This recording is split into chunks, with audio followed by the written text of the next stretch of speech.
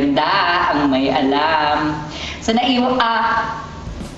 sa katanungan ng bayan na paano kung gusto nang makipaghiwalay ng jowa pero ayaw ng jowa?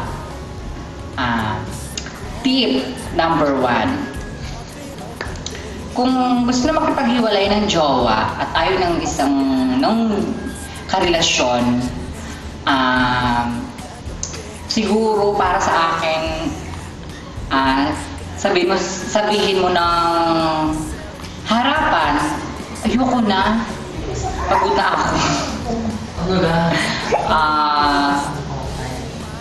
Pero in a right way, halimbawa, sabihin sa kanya, paano yan, ayoko na, hindi na kita gusto.